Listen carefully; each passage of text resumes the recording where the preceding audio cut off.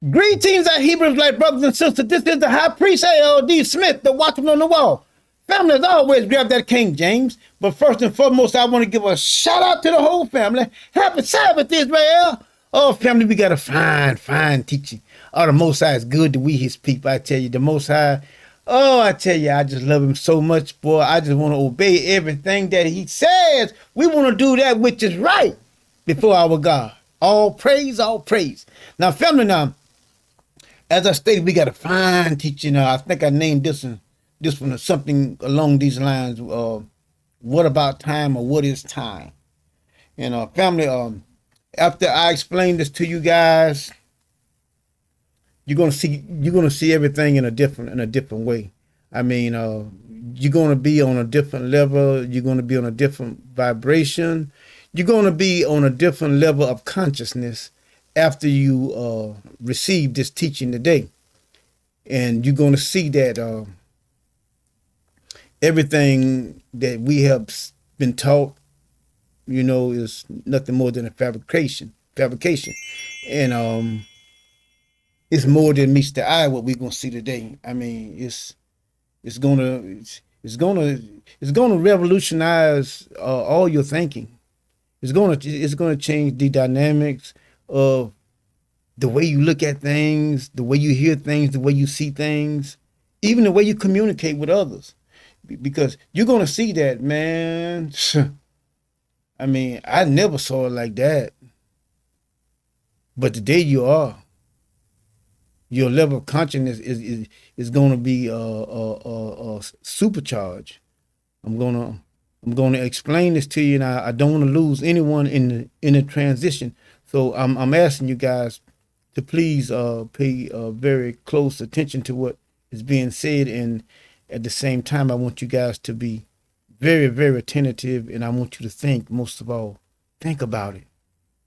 Because when the Most High showed me this, it just, I mean, I'm just saying, like, wow. And see, you're going to have a different perspective on life, too. You're going to look at things different. Once you understand this, you're going to look at things like, wow. Yeah, it's going to be a wow factor. Because that's what happened to me. I said, wow. But anyways, we thank you guys for tuning in, and also I want you guys, all you guys that are coming, to be a part of what the Most High is doing over here at the high priest over the whole house of Israel. The Most High is calling we his people, and he promised that, didn't he? He promised that way back. He says, I'm going to call them. And see, we're in the 11th hour now, the hour of awakening, the hour of our consciousness is going to another level. And I want you guys to shake and wake up out of that deep sleep, because you were unconscious, but now you are conscious. I want you to wake up. All right? Now, that being said, we're going to go forward in the entire teaching. We're going to be coming out of the book of Genesis chapter 15. And family, what I want to explain to you guys is, let me read this scripture first, and then we'll come back to, let's go to Ecclesiastic first, and then we'll come back to Genesis, all right? And then I'm going to lay the foundation, and you guys will understand what I'm talking about. It says, to everything there is a time, season, and a time to every purpose under the heavens. Okay? There's a time and a purpose for everything that is under the heavens. All right. So in order for you to understand time, I'm going to have to explain it to you like this. Let me get my chair here. Right. I made a little circle. I'm not that good at drawing, but anyway, we're going to look at this right here. This is the beginning right here, okay? Over here. That is the beginning, so it goes that way. In our language today, our time to us goes clockwise, okay? But I am here to inform you that that couldn't be further from the truth. Time by the Most High goes this way. goes like that.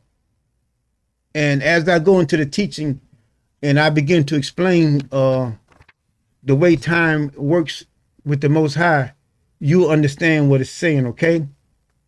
Now, that being said, now we're gonna leave that. We're gonna put that right there. We're gonna get into our teaching. Now, let's go to Genesis chapter 15. Now we see here Abraham is talking with the Most High, and Abraham does not have a seed, and he asks the Most High whether he's going to be seedless or not. Chapter 15, verse 2, it says, and Abraham said said, Lord God, what wilt thou give me, seeing I go childless, and the steward of my house is this Eleazar of Damascus. Now, what he's saying here that I'm childless. I don't have any children. That's what we want to focus on. Abraham does not have any children at all. Nothing. Okay? Now let us go here and read verses. Now we're still Genesis chapter 15. Let us read verses. Let's read verses 13 and 14. Now look what it says. Now remember, now he doesn't have what? Any children, right? Now look what he says. 13 says, and he said unto Abraham, know of a certainty that thy seed shall be a stranger in a land that is not theirs. They shall serve them, and they shall afflict them 400 years. And also that nation whom they shall serve will I judge, and afterward they shall come out with great substance. Okay. Now he still does not have any children. Okay, let me show you again. I'm trying to set this up where you can understand what I'm saying. This is the beginning. This is the end. The beginning goes like this, and the end comes up like this to meet with that right there. Let me put that line right there so that you guys can see. That's where they meet together, right there. At that line, okay? And today's time goes this way, but in the Most High, it goes like this. Now remember, does he have any children? No, but he tells him that this is what's going to happen. Now he's speaking this right here before Abraham has any children. Now you know, for that to take place, it has to go that way, supposedly. But here you can see at the end that it has already happened, because it came out of the Most High's mouth. It has already been spoken. It has already happened. It just hadn't manifest yet, but it has already taken place. It is as real now as it will ever be. Okay? So now, that being said, we understand that there's a time and a season for everything. All right. We did say that. Now let us go to Exodus. Let's go to Exodus chapter 5. Now let's go there real quick.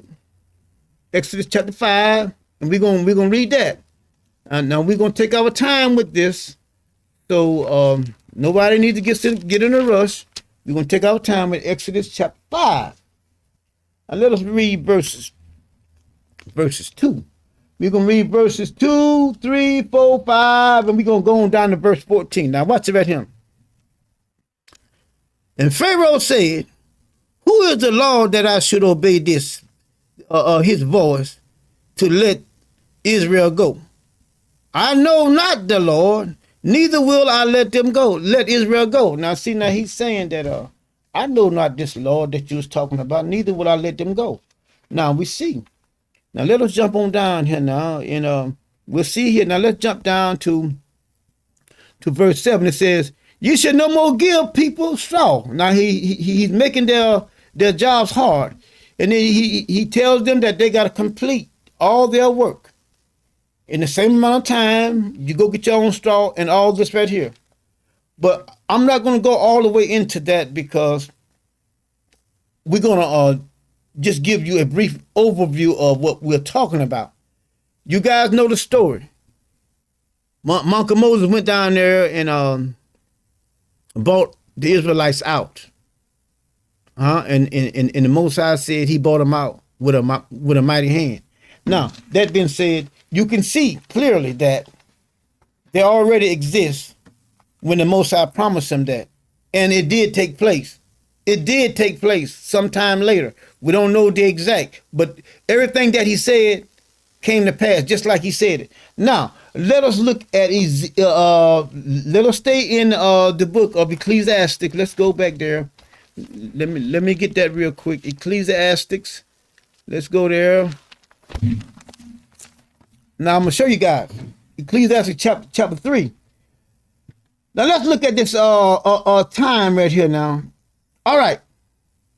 Ecclesiastes chapter 3. Let's look at verses 14 and 15. Look what it says here. Let's read 14 now. It says,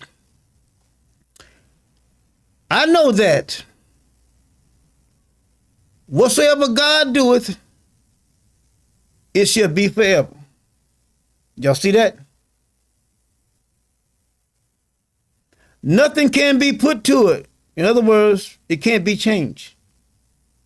Y'all see that? Nor anything taken from it. And God doeth it that man should fear before him. Now we see here that whatever God does is fixed. I don't care whether he said it back there a million years.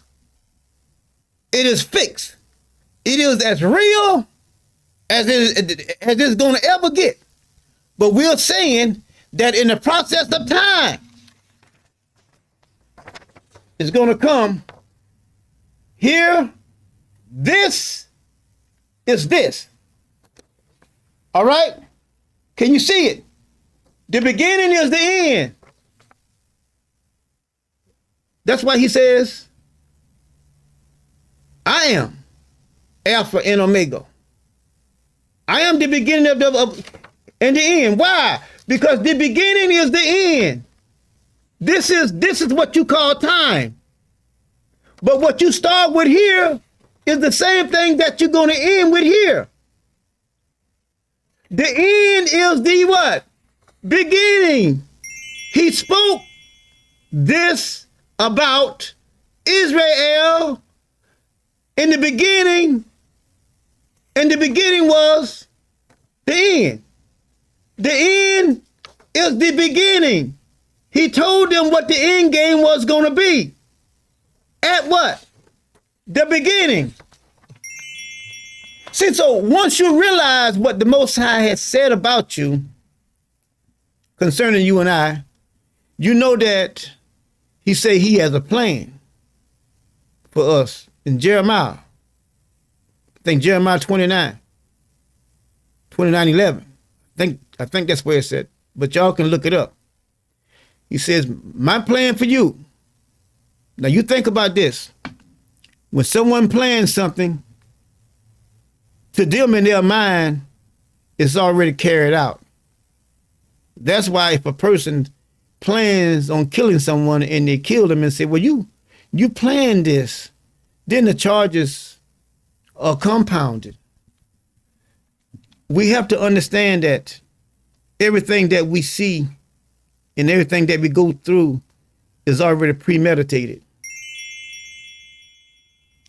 Do you hear me? It is already premeditated. It has already been settled how it's going to be. So you can see that if you go out here and you read all these books and you get all this information, it's not going to do you a bit of good. You know why? Because God's word is already settled in heaven. You can't change it. You just got information. So it's worthless. That's why Solomon said that out of all the wisdom and knowledge that he had acquired, it brought sorrow to him. Because there are things that God does that we may not agree with because we don't understand what he's doing. So it brings sorrow, but you can't change it. And see, I'm showing you this right in the pages here. What he says here is this. What he says there is this. What he does this is back here at the beginning. I mean, I hope you guys can understand it, because once you understand that, then it will take a lot of pressure off of you. You won't say, "Oh, why this and why that?" Oh, this. See, all that will go away, because you can see that everything is already premeditated. Job says, and I said it in another teaching. Job said that that the Most High have appointed his destiny. Now you think about that. He said the Most High has appointed his destiny. And he says, after he considered that, he said he was terrified, because there was nothing he could do about it. He said, he have appointed my destiny, and there's nothing I can do about it. And when I consider that, he says, I'm afraid of him. I'm terrified. See, so what he said way back there, it is as real as it is down here. But let us keep on going. Let me show you something here. Let's look at verse 14 again. Let's look at that. He says, I know that whatsoever God doeth, it shall be forever. Nothing can be put to it, nor anything taken from it. And God doeth it that man should fear him, should fear before him. You can't change what God has done. And that's what Job said. Once I realized that he appointed my destiny, that I had nothing to do with it, and that I can't do nothing about it, he said, I'm terrified now. I'm scared of him. And see, it's right in the pages. That's why I'm showing you guys this. You guys have to understand that the Most High would send him, he would send a servant to his people in order to gather them and warn them from him, because he is a terrible God. That's why I'm here. Just because you can read better than me, listen, I'm telling you, I have a message. Do you have one?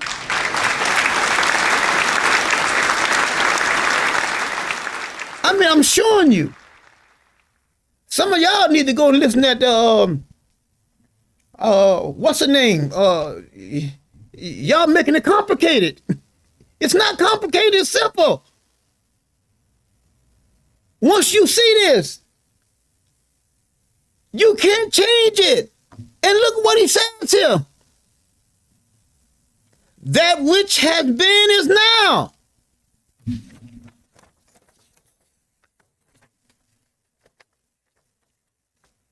See that? See that? Do you see it? But let's continue. That which is to be, has already.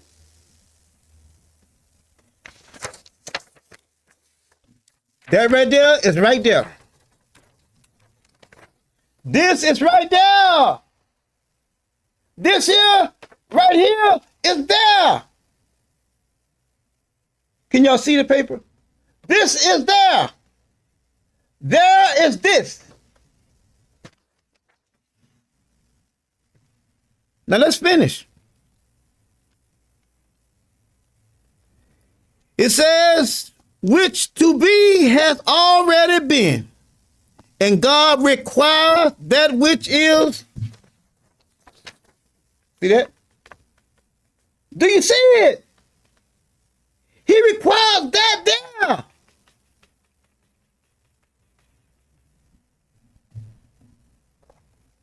Isaiah 46:9. Y'all know about that one?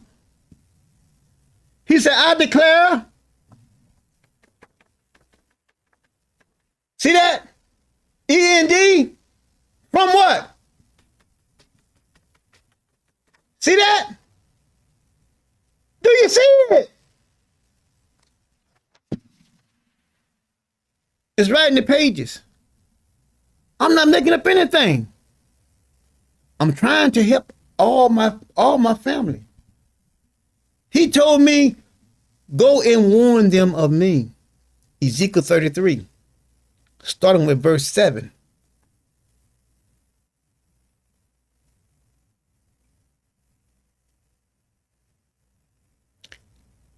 I didn't appoint myself. He called me. He equipped me. He made me for this time. I was visited so many times as a child. And I would tell my father, I would tell my daddy, somebody's in this house. They would visit me all the time. And he would get up and turn the light on and say, see him, boy, I got to go to work in the morning. Ain't nobody in here.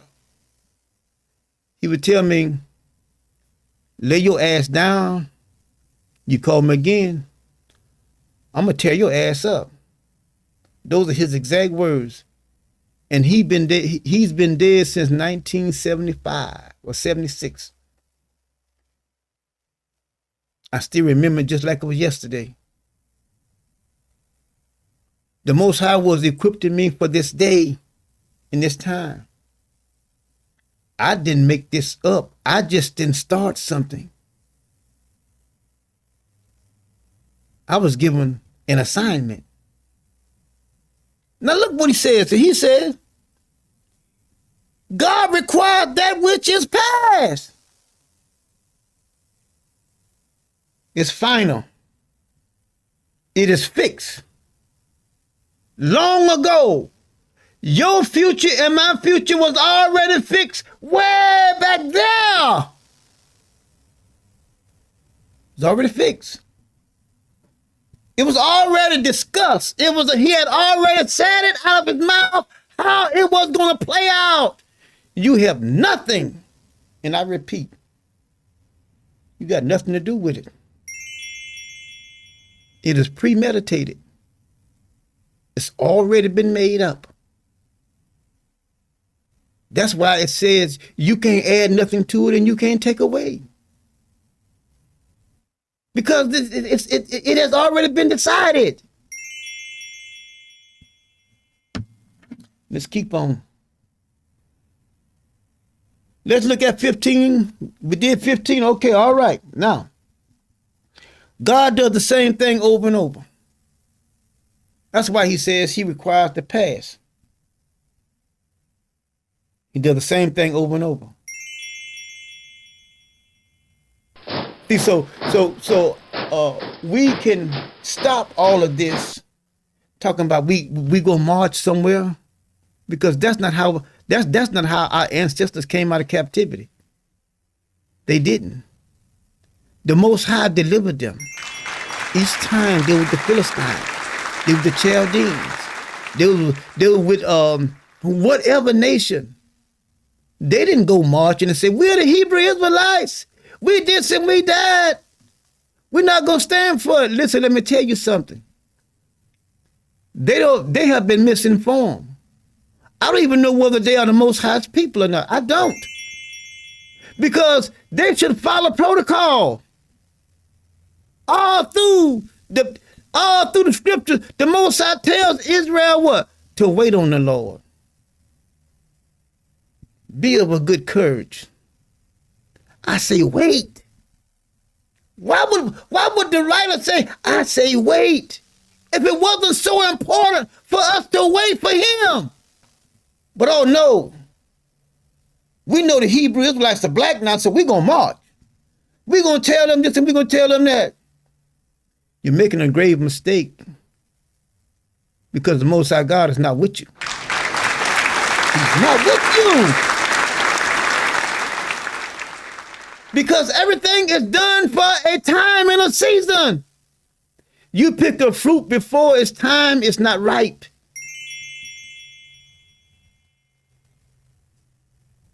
And when the Most High punished our people, he punished their economy. He made the trees cast their fruit before its time, so that it wouldn't be any good to them. They couldn't even use it. So you are out here before the Most High sends a deliverer. You out here marching. You're doing it before it is time. And it's not going to do you a bit of good. Let's go to Isaiah 46. 46:9. He says, remember the former things of old. See that? If you go back, that's what he told me just the other day. He said, Larry, you go back and you'll see yourself. You'll see your future in the pages. He said, go back. And when I go back, I get courage. I get courageous. I get, as one might say, defiant. I feel good because now I understand that he said that I'm always with you.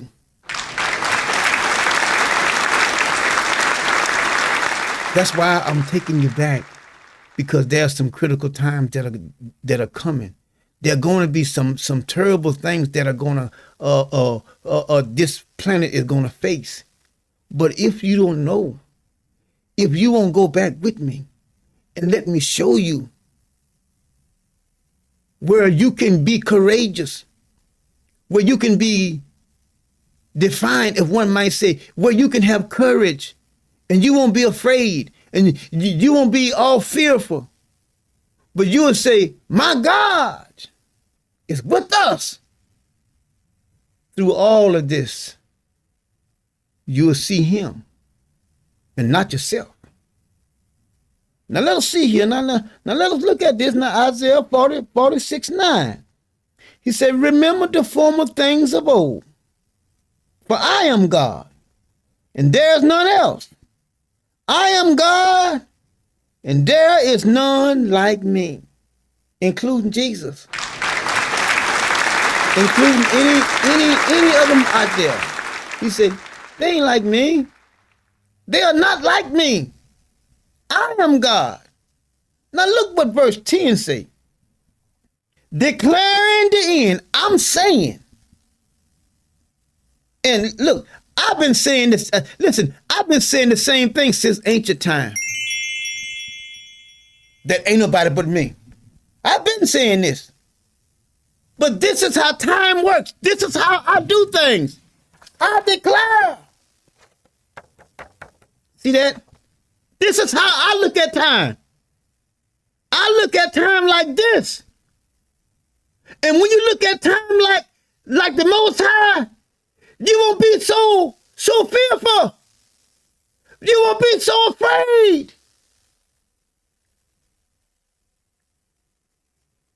Listen, a lot of times before I knew I want to give up, even sometime now, I be so tired because of the things that I see.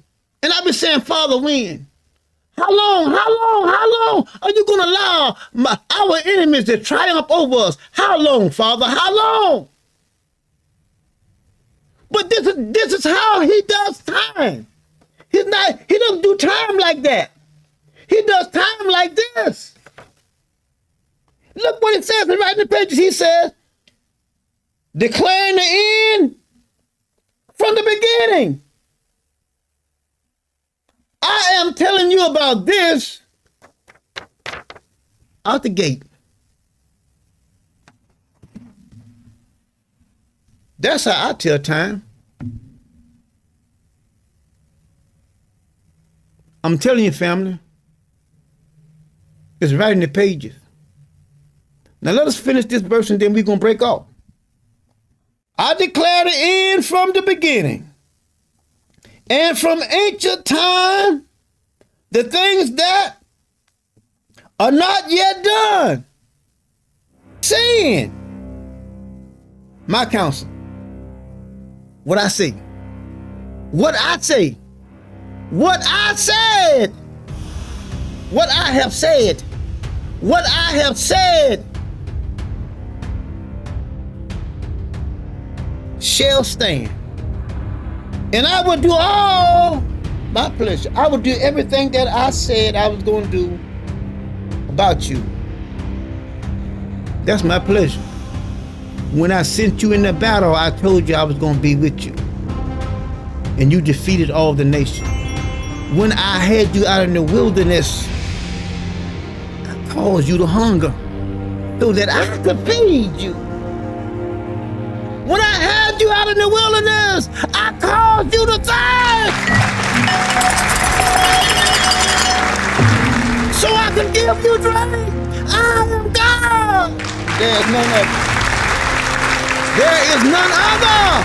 I caused that. Go read the story. Go read it. You want some homework? Go read it. I caused you to hunger. I caused you to thirst. Why? So I could feed you and so I could give you drink. To let you know that I am God. The word is tried and true. It's been tested all through time. All praise. All praise to the Most High living God of Israel and none else.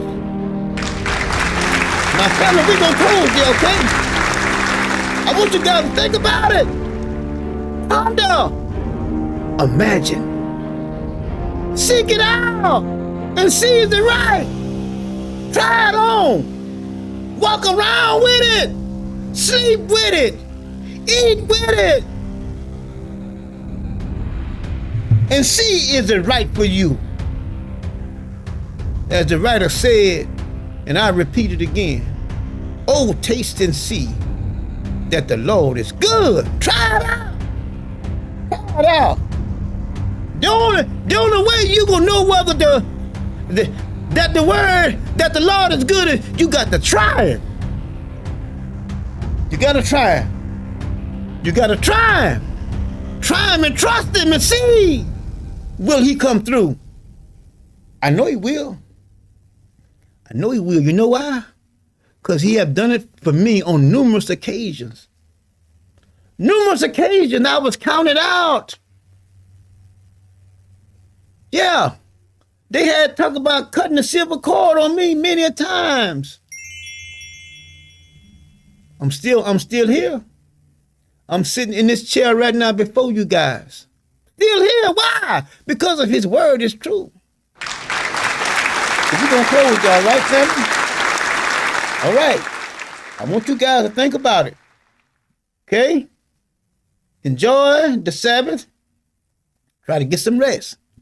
Until our next Sabbath, we over here at the high priest over the whole house of Israel, we love you guys and we say shalom.